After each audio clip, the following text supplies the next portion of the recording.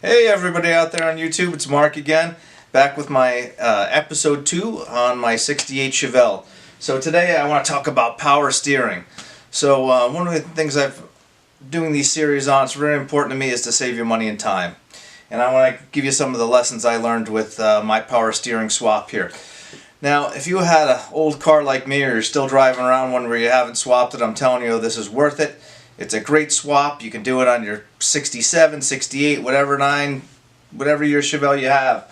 I had a 69 in high school, and so this is why I wanted to do this swap. It steered horribly. So it was all over the road, vibrating a little bit too much, and I'm sure it was a host of things, but this is going to save me a lot. So I want to talk about this power steering swap we're doing here. I am doing a swap of my power steering, and I'm using a box from a 96 Grand Cherokee. By the way, just so you know, all the information on all the different swaps, look down below. I have a bunch of links attached to help you out, and look, you can see what other people did and how they switched. I chose the Grand Cherokee box because of the bolt-in, and the steering ratio was favorable to me. So, as you can see, I actually was able to use the factory bolts down here. These are literally the original bolts from my original steering box that all I did is clean up in the apple cider vinegar and clean them up, throw them right back in. They work perfect. This is my box in here. It came from my local whatever store you want. Down here it's O'Reilly's and AutoZone are my popular ones. And my power steering unit, believe it or not, the unit inside is also an O'Reilly's or a AutoZone, whatever you want to use. The reason why I did that, folks, is all these parts are warranted for life. So you buy them, you are done. Don't bother to rebuild it. Don't bother to get it from a junkyard. You're going to buy a $25 one from a junkyard. It could fail on you in a few months. You're out. You got to have it rebuilt. Why? You can get a brand new one for a few bucks from your O'Reilly's. It's warranted for life and it fits in.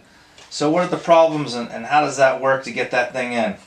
So the biggest problem you're going to find when you put this in, it's going to bolt right in. You use your Grand Cherokee power steering box. The rag joint is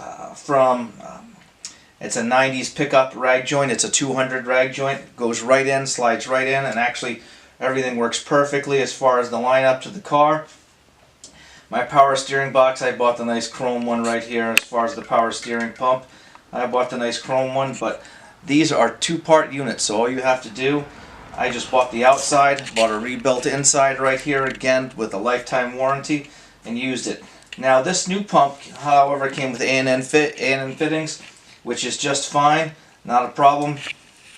And my Grand Cherokee, now that was metric, but how to make that work, you can go to your local web, you look around the parts store, but for example this came from Earl's, and all it does, I have two of them here, this is for the larger one, all it does is convert it with an O-ring to an A&N fitting.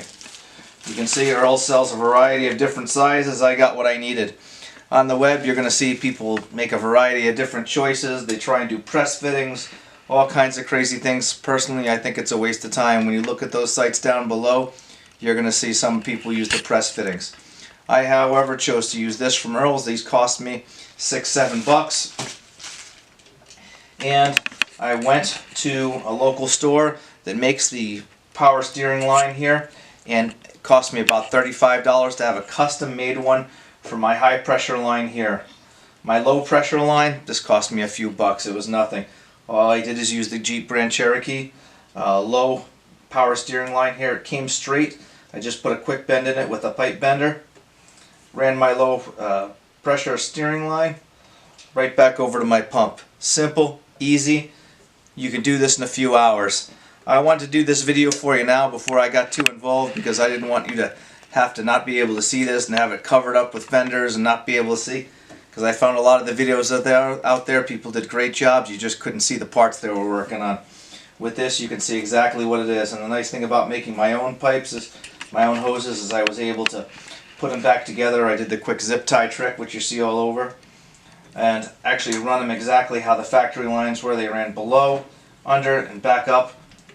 I do want to tell you, however, the one problem I did have.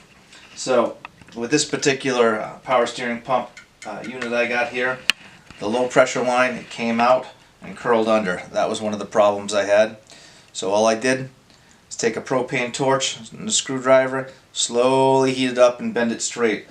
With a small block, you'll probably have plenty of room. The big block just did not allow for that tube to curl back up.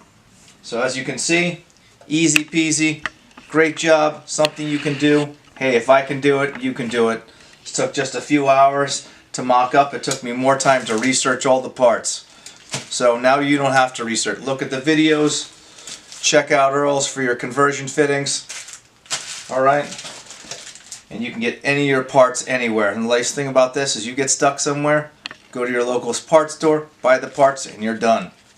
Thanks, take care, have a great day, and happy holidays.